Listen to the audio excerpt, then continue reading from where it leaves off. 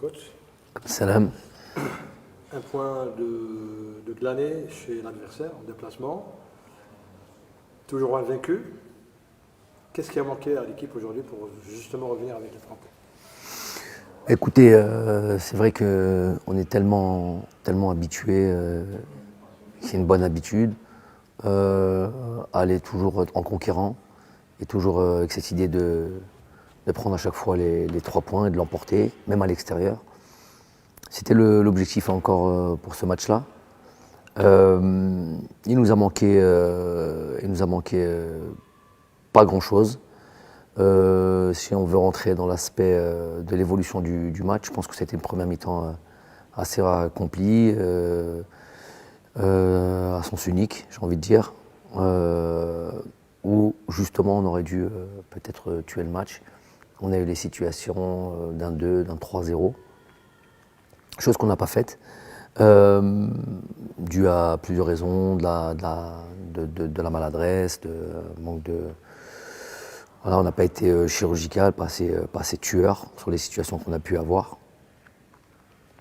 Deuxième mi-temps, nous entamons cette deuxième mi-temps avec comme le frein à la main, avec peut-être cette idée de voilà, on a mal démarré tout simplement, mal démarré cette deuxième mi-temps. Autour des, il faudrait voir un peu, j'analyse ce match. 15-20 minutes de temps faible où on s'est montré assez fébrile quand même. Et c'est là où le Burkina Faso a repris un petit peu voilà, un allant, l'envie d'aller marquer. On leur a donné cette possibilité. Football est fait de ça, de temps fort, de temps faible. Donc quand on contient un temps fort, il faut être tueur. On a eu ce gros temps fort en première mi-temps. Quand on a ces temps faibles, il faut être solide, il faut être très solide. On a manqué un petit peu de cette solidité qui jusqu'à présent nous a permis d'obtenir les résultats que l'on connaît. Donc c'est un vrai gros point de travail, revenir à ça. Le football est ainsi fait. On met en place des choses pour que les temps forts durent le plus longtemps et espérant faire les breaks sur le match, sur toutes les situations qu'on peut avoir. Et quand on est dans les temps faibles, il faut vraiment faire preuve de grosse solidité et réduire justement ces temps faibles et inverser la tendance, chose qu'on a mis du temps à faire. Ensuite, sur les 15-20 dernières minutes aussi, voilà, on s'est retrouvé avec de nouveau avoir le contrôle du jeu, avoir quelques situations, notamment celle vraiment d'un contre ou d'une transition où Bardad aurait pu se retrouver face à face avec le gardien. Sur les dernières passes, les avant-dernières passes, on a manqué de précision, de qualité technique, assez bizarrement d'ailleurs. Donc voilà, c'est plus ou moins voilà, le contenu de ce match-là. Justement, pour parer à ces insuffisances, vous avez fait 4 changements, ce qui vous a permis de reprendre le jeu, la possession du ballon et des actions de but. Mais également un fait, c'est l'arbitre qui prive l'équipe nationale d'un penalty à la 87e minute. Oui, pour ça, on sait qu'on sera toujours dans la difficulté par rapport à ces arbitres. C'est pas de la, je l'ai plusieurs fois répété, c'est pas de la paranoïa. Toutes les dernières dates FIFA nous le prouvent.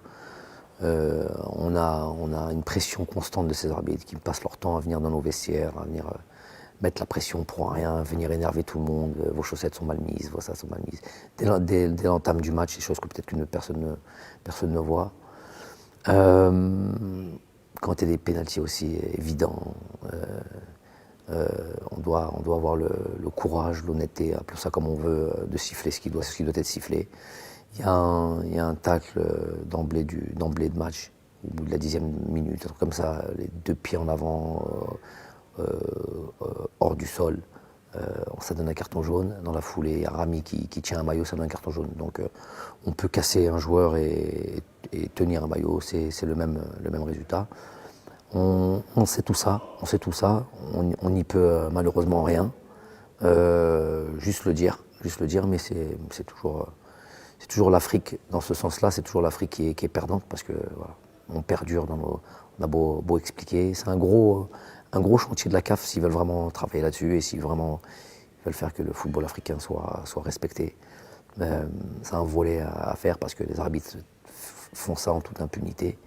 Et voilà, il y a des choses que les spectateurs ou téléspectateurs voient et d'autres choses qu'ils ne voient pas. Je vous ai dit toute la pression qu'ils mettent dans les coulisses pour venir nous voir et nous venir. Et voilà, 2 poids, 2 mesures, clairement. Donc, c'est des choses, je vous ai dit, on doit passer par là, on est sur le continent africain, on n'y peut rien. On doit se montrer fort là-dessus et faire en sorte que, voilà, donner très peu comme possibilité aux arbitres de nous léser. C'est un petit peu le discours qu'on a avec les joueurs. L'une des satisfactions de ce match, coach, c'est le gros travail au milieu de terrain avec Ramiz qui gagne de nouveaux points, avec un Sofiane qui marque et un Isma qui était vraiment le poumon de cette équipe.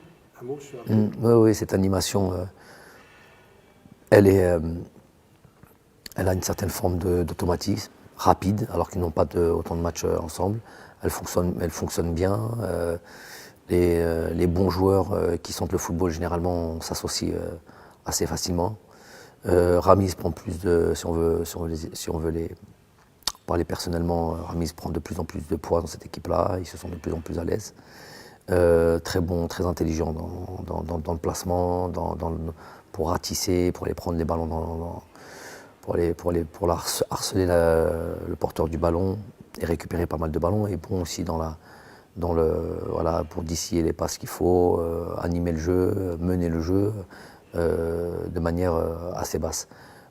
Isma, avec une interrogation par rapport à. Il ne s'est pas entraîné sur les 3 derniers jours. Depuis le match contre Djibouti, suite à une petite, pas une lésion, mais voilà, une situation inconfortable au niveau des disques jambiers. On a dû le gérer jusqu'à la veille du match. Et il nous a encore sorti un gros volume de jeu, toujours disponible pour sortir le ballon, ne se cache pas, du harcèlement. Bon sur l'avant-dernière passe, voilà, donc bon dans le pressing.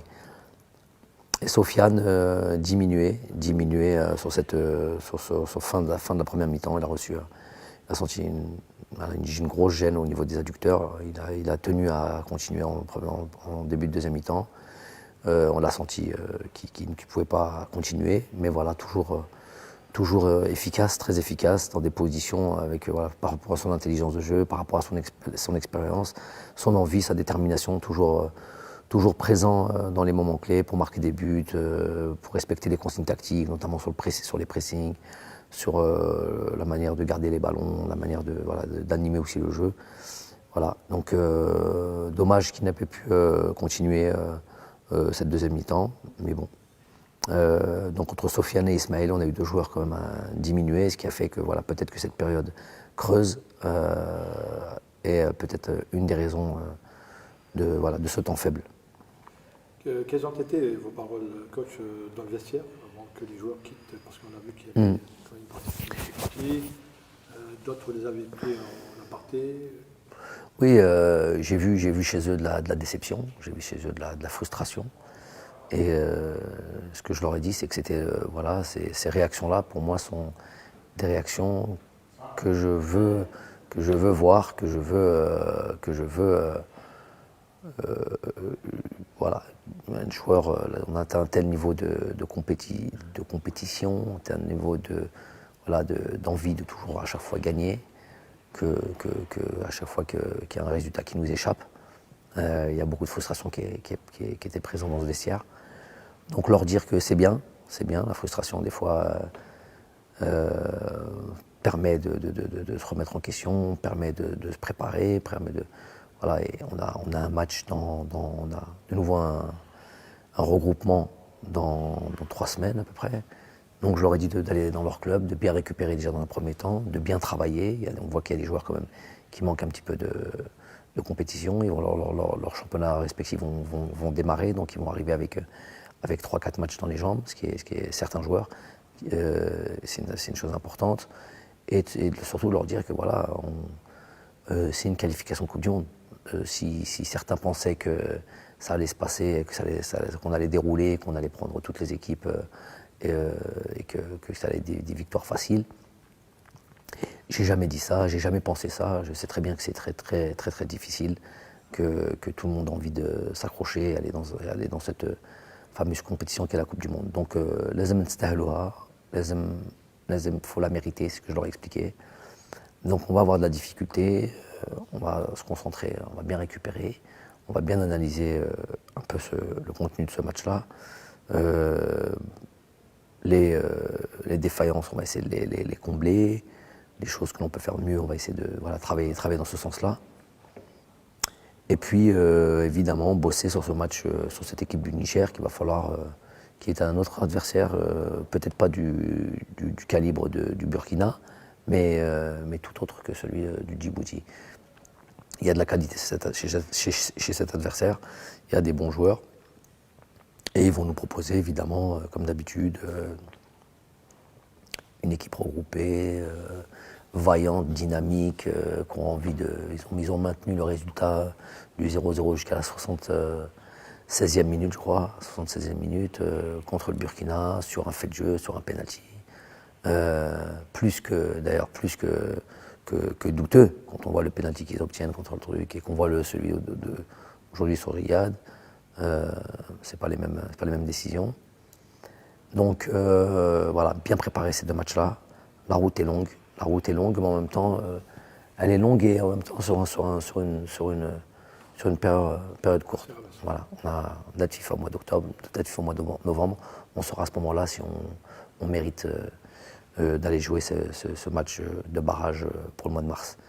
Donc voilà, on va tout focus à 100% sur cette équipe du Niger et bien recharger les batteries et se préparer comme il se doit pour ces deux confrontations.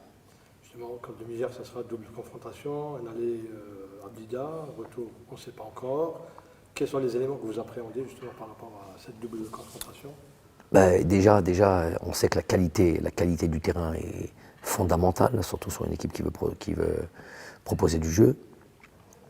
Donc, je suis quasi certain qu'à Blida, les gens responsables vont faire en sorte qu'ils sont capables de le faire.